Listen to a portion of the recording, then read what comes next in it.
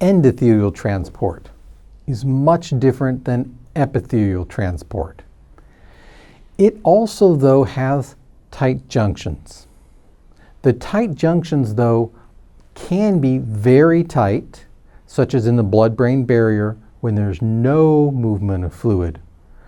Or in capillaries, they sometimes have fenestrations, pores, or sometimes even clefts that will allow things to travel through.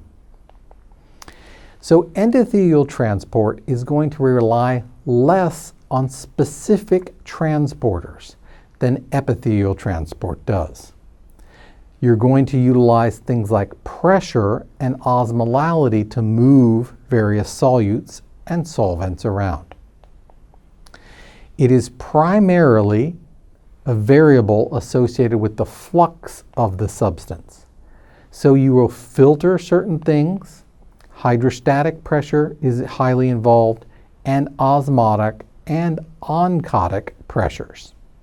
Remember, osmotic pressures have to do with the ion differences, and oncotic pressures have to do with protein differences to draw fluid. This is an example of how pressure can move fluid out of a capillary bed. The higher the amount of pressure, the more fluid travels through. Other examples determine about how much the fenestrations are in terms of their width. Some will allow more fluid to travel out and some will allow less. The other issue that we need to think about with endothelium versus epithelium is that we sometimes term the membranes a little bit differently. The terminology used for the inside surface is the luminal surface rather than the apical membrane. In terms of the outside is termed the basal surface rather than the basolateral membrane. But if you keep those linked together, you'll be better off and able to think about the differences between epithelial and endothelial surfaces. Let's look at how fenestrations can be regulated. Because normally you think of a pore either being open or being closed. But you can modulate this in certain tissues. The lymphatics is a great example of this. So you can have some constriction and have the pores closed. And then after constricting these, you can open them up. This then will allow fluid to transport between the lymphatic circulation. Then when you have smooth muscle constriction, you close them up.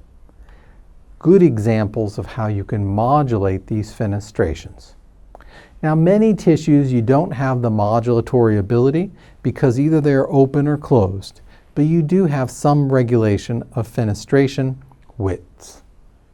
So let's summarize now the different ways you're going to move a solution, a substance, or a gas across the endothelial wall. The first thing you could do is use something called pintocytosis, which is the actual pinching off of a small vesicle that contains a solute and solvent. It moves from the luminal surface to the basal surface and then releases it out. Another way you could get fluid through is by fenestrations. Either fluid travels through or sometimes solutes travel along with the fluid. The fenestration width will be dependent upon what molecules can make it through. Water will always be able to make it through, but sometimes larger substances like big proteins, maybe like albumin, have a harder time in moving through these fenestration slits, so they get stuck on one side or the other.